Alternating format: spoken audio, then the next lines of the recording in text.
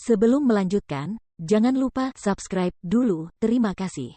Bab 445, meninggalkan dalam patah hati. Dia ingin menghancurkan kerajaan yang dibangun oleh nenek moyang Murong selama ratusan tahun. Suaranya dan gertakan giginya menunjukkan kemarahannya yang luar biasa. Dia tidak dapat membayangkan atau memahami mengapa ayahnya melakukannya. Keluarga Feng telah menjadi pelindung keluarga Murong mereka selama beberapa generasi. Mereka tidak hanya melindungi keluarga Murong, tetapi juga negara Sun Glory.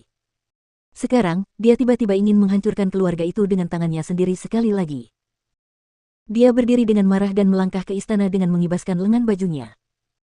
Tanpa menyiapkan kereta, dia langsung terbang dan tiba di istana dalam waktu kurang dari waktu yang dibutuhkan untuk membakar sebatang dupa.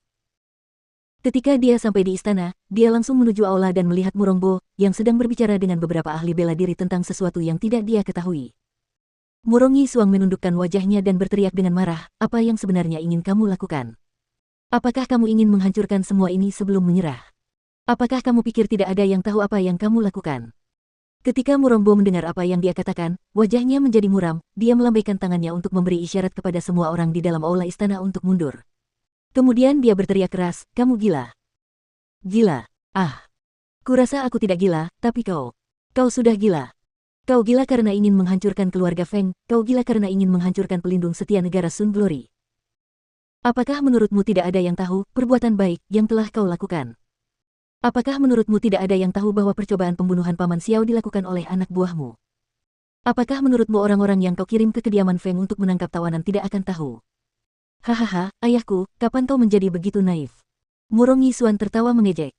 Ia menatap wajah terkejut ayahnya lalu berbalik dan melangkah pergi. Karena kata-katanya, raut wajah Murongbo berubah drastis.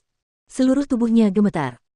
Ketika dia melihat putranya pergi, dia ingin meneleponnya dan bertanya bagaimana dia tahu bahwa Feng Xiao telah disergap dan dibunuh. Namun, dia sudah menghilang dari aula. Bagaimana ini bisa terjadi? Bagaimana dia tahu itu? Aku jelas melakukan pekerjaan yang bersih, bagaimana dia bisa tahu bahwa aku yang melakukannya? Gumamnya, suaranya bergetar. Apakah orang-orang di kediaman Feng tahu itu? Apakah mereka akan tahu? Meninggalkan istana, Murong Yisuan dipenuhi dengan kesepian dan kesedihan. Dia menoleh untuk melihat istana. Dia pikir tidak akan lama lagi istana ini akan lenyap. Keluarga Feng menahannya saat pertama kali hal itu terjadi.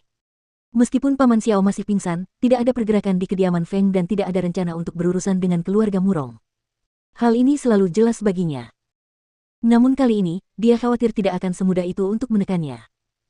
Meskipun dia tidak tahu banyak tentang Feng Jiu saat ini, dia juga dapat melihat bahwa dia bukanlah orang yang mudah ditipu. Jika tidak, orang-orang dari negara Green Gallop tidak akan diberi pelajaran lagi. Tiba-tiba, ia merasa muak dengan semua itu. Ia merasa tidak ingin tinggal di negeri ini lagi. Ia tidak ingin tinggal dan melihat kerajaannya hancur. Ia memiliki dorongan untuk pergi, tetapi ia masih mengingat orang itu di dalam hatinya. Awalnya, dia ingin menemuinya lagi di kediaman Feng, tetapi dia teringat akan apa yang telah dilakukan ayahnya.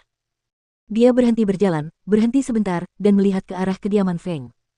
Pada saat itu, dia memiliki kerinduan yang dalam dan keengganan yang kuat. Meski begitu, dia tetap melangkah untuk pergi tanpa ragu-ragu.